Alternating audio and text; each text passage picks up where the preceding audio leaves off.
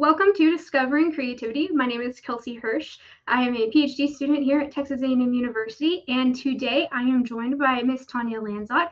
Thank you so much for joining us today. Absolutely. Thanks for having me. So, just to kind of get us started, I was hoping you could maybe tell myself and our listeners a little bit about yourself and your journey to creativity. Sure. So I started my career about 20 years ago working with an amazing global organizational development company called Red Zebra that integrated music, rhythm, and creative arts to deliver transformational workshops. It was led by three powerhouse facilitators, each with their own unique creative styles. And while I worked primarily with the US partner, I had the opportunity to learn from the UK and South African counterparts as well. And from there, I had an incredible foundation to build upon. I had the chance to then move into market research and specifically helping clients leverage research learnings to identify growth opportunities and then ideate new products and services via creative and experiential workshops.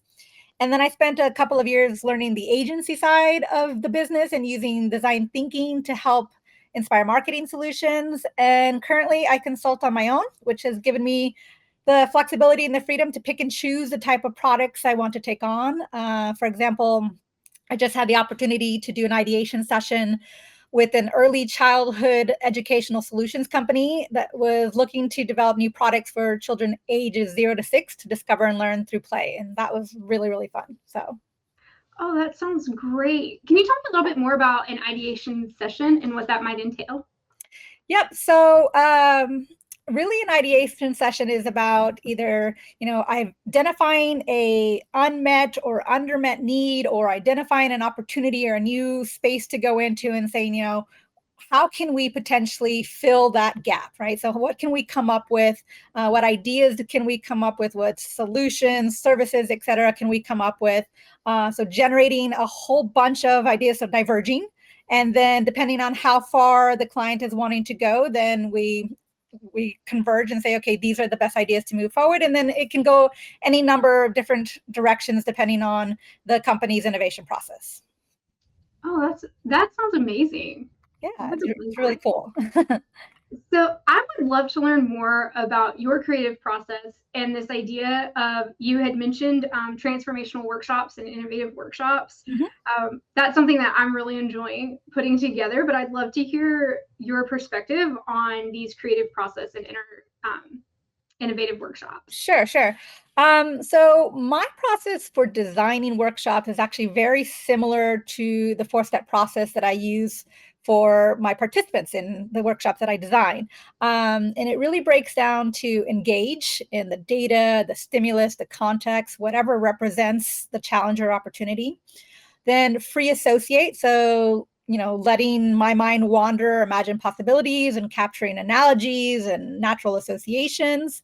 Then I review and reflect on kind of what's surfaced. So I read through what I've captured and then I create. So I build something from it.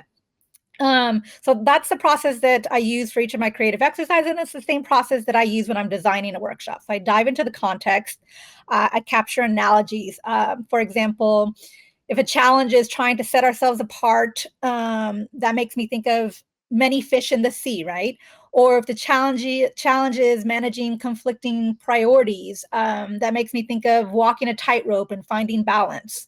Um, so then I tap into my creativity toolkit, which is vast and constantly growing, and ask myself, what tool can I use in conjunction with this analogy to create an interesting exercise?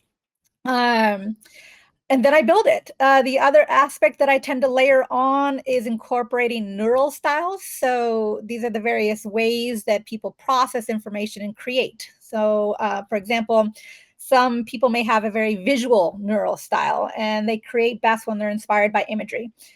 Someone else may have a kinesthetic style and process and create when moving. I'm like that actually. I have my best ideas when I'm walking my dog.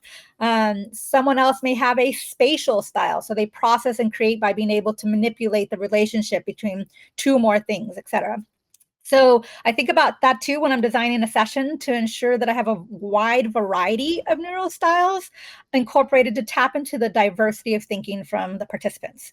So I'll give you an example. The ideation session that I just did for the early childhood education company, one of their opportunities was leveraging their bestsellers to inspire new ideas and or line extensions.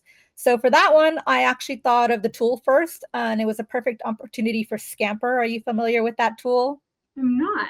So Scamper is an acronym for looking at something from different angles. So the S stands for substitute, the C stands for combine, the A for adapt, M for modify, P for put to a different use, E for eliminate, and R for reverse. So it's a common like divergent creativity tool. So I decided to put a game spin on it because their mission is to help children learn and discover through play. And so I made Scrabble boards and I broke it up into 7 sections, one for each of the Scamper letters. Then I gave each team a Scrabble board, a bag of letters with those Scamper letters in it, and then 4 of their best sellers. So their task in the exercise was to pull out their first letter. So say that they pulled out E for eliminate. They then took each of their 4 products and asked themselves what could they eliminate or take away, and captured their thoughts on that E section of their game board. So they repeated that for each of their Scamper letters.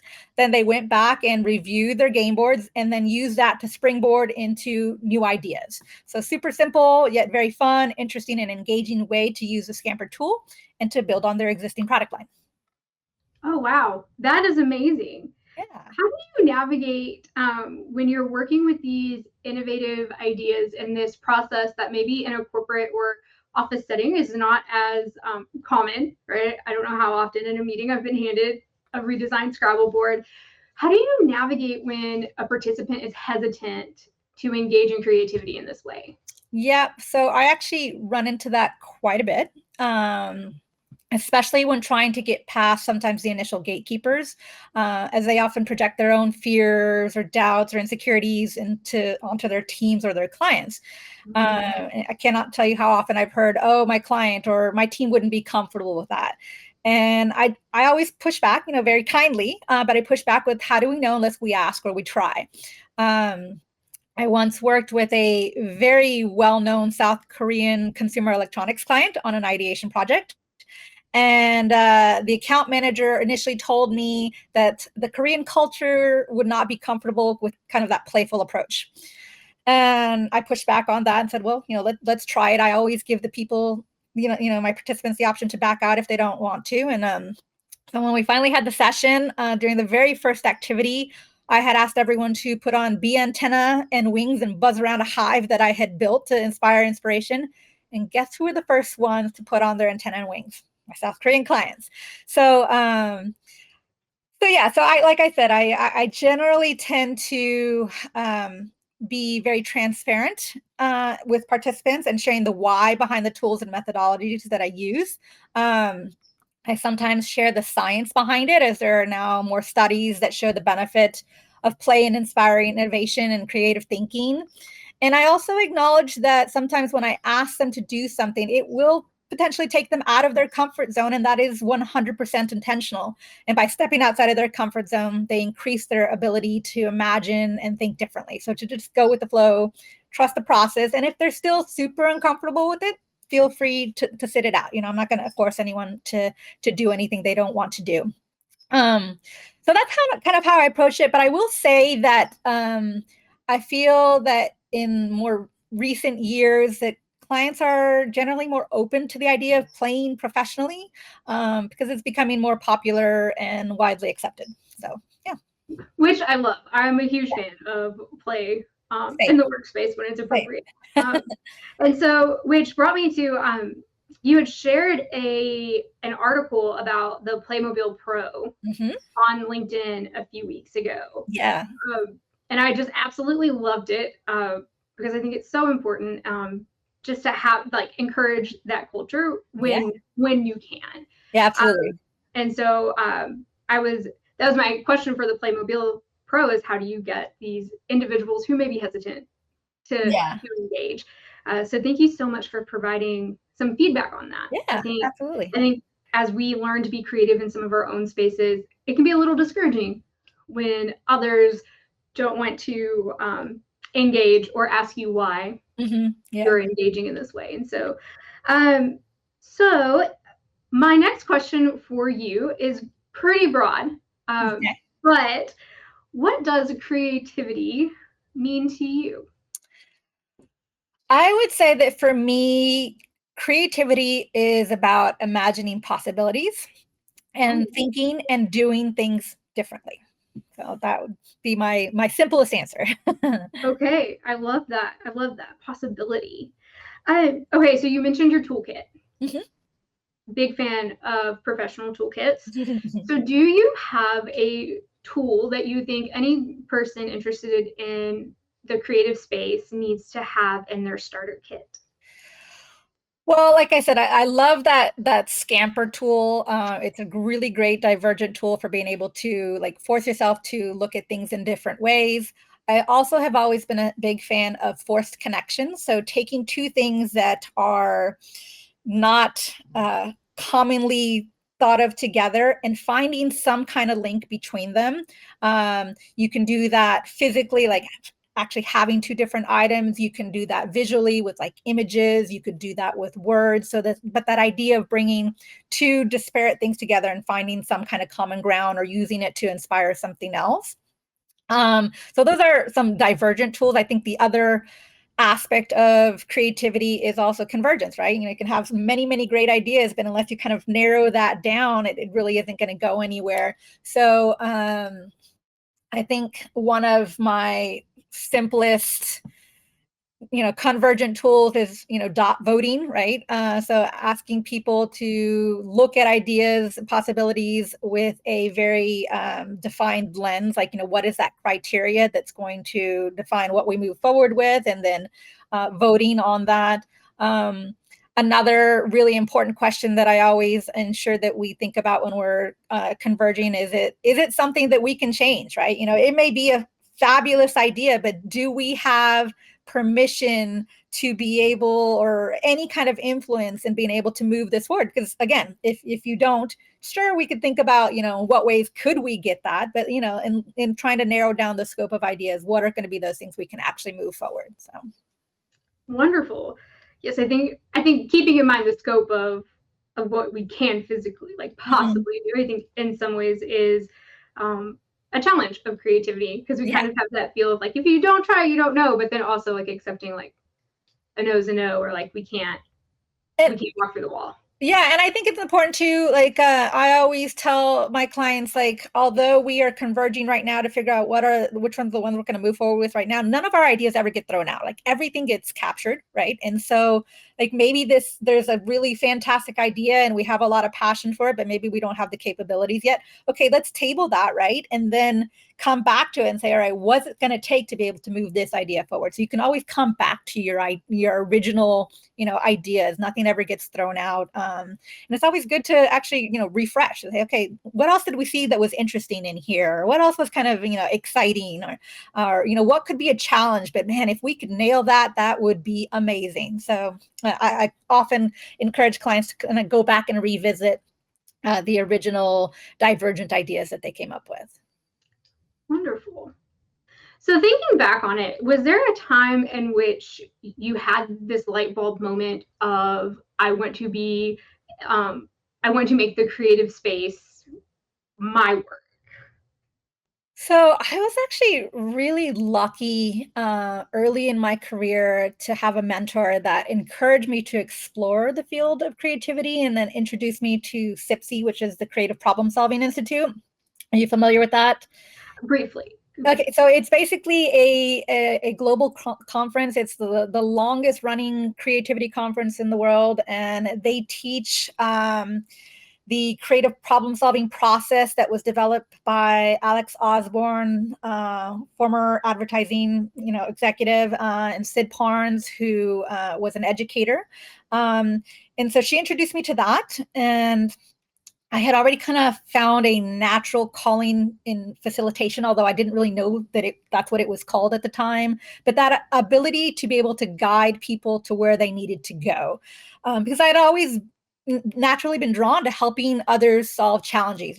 I had friends and family that would always come to me and say, how can we do this? I'm like, okay, well, let's figure this out, right? So I had just that natural ability in me. And so when I discovered SIPSI, and then by extension, the master's program at SUNY Buffalo Center for Applied Imagination, the path forward was just clear for me. And then through that creativity community, I began to explore other tools, techniques, methodologies, which naturally led to different job opportunities and new ways to apply my skills and to inform strategy and innovation. So, yeah. Wow. But it started with that, that random, well, I say random, but I also think it was serendipitous kind of connection to my first mentor and going down that path. So.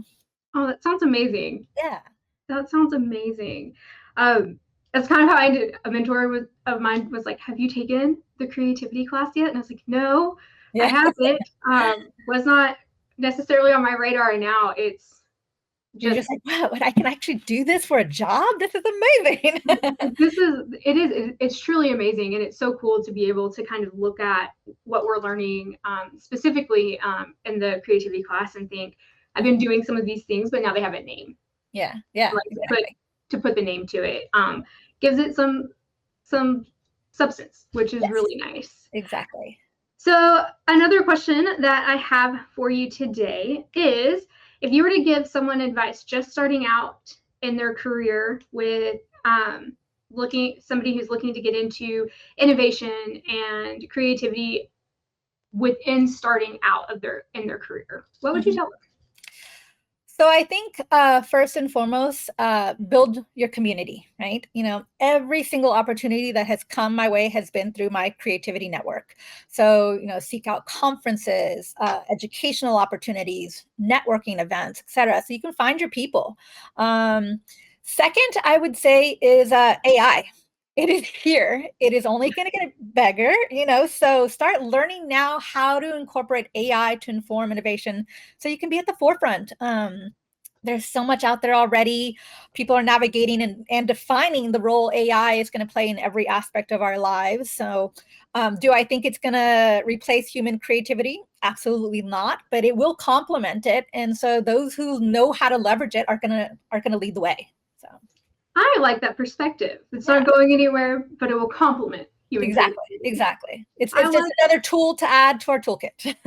Wonderful. So when working with students, one of the questions that I ask is, if you were writing a script for our conversation, what is one question you would have me ask you? Let me think about that for a second. I would say, in what ways are you creative, right? Because to be a creativity facilitator, I feel that it's important that you embrace creativity in your life as well, right? I always used to joke with one of my teams, like, hey, we're all about innovation. So how are we innovating? How are we being creative?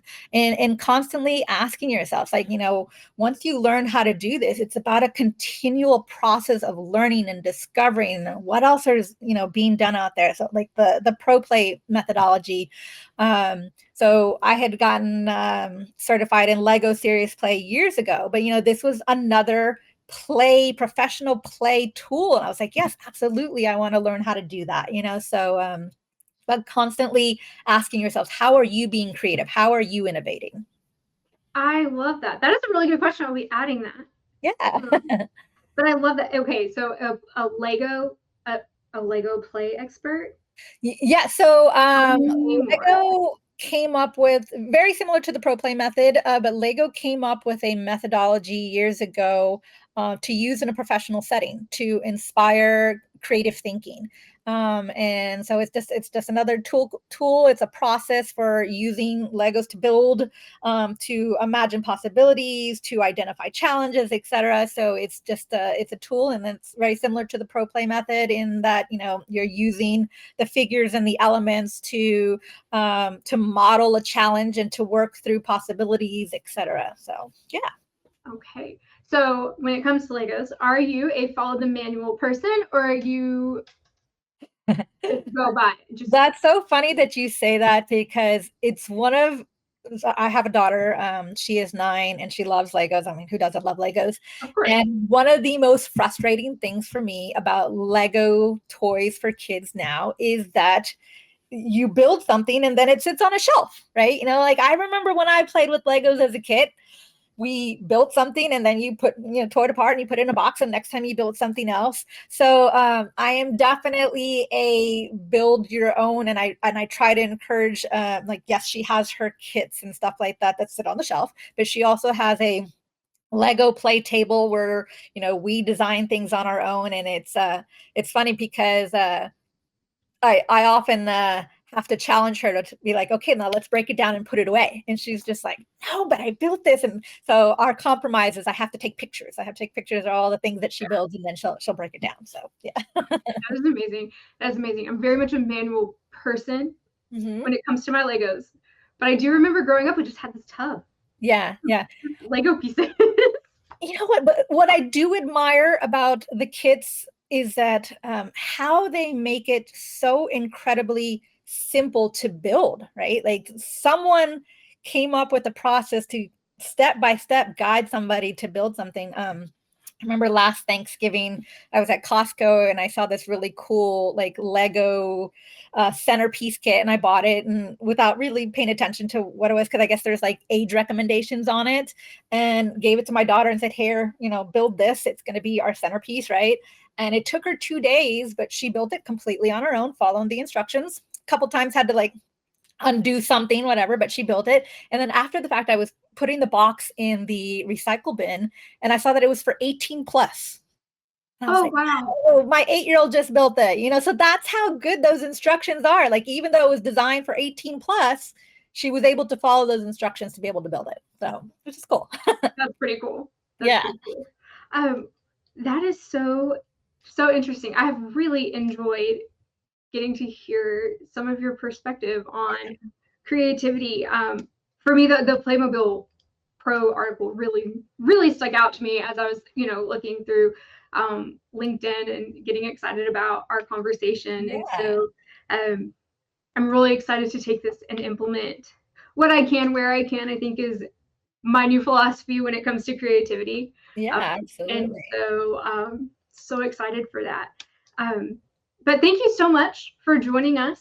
Absolutely. Today, I have so enjoyed hearing your perspective on creativity, your career path. Absolutely amazing. So thank you so much. You're very welcome. And I will share one last thing. I saw actually on LinkedIn today that they have their next kind of pro play training on the calendar. So if you're interested in learning more, I would highly encourage you to check that out. I am adding that to my to-do list. Right under look into Scamper. I am very excited about Scamper. So yes, adding that to my list. Great.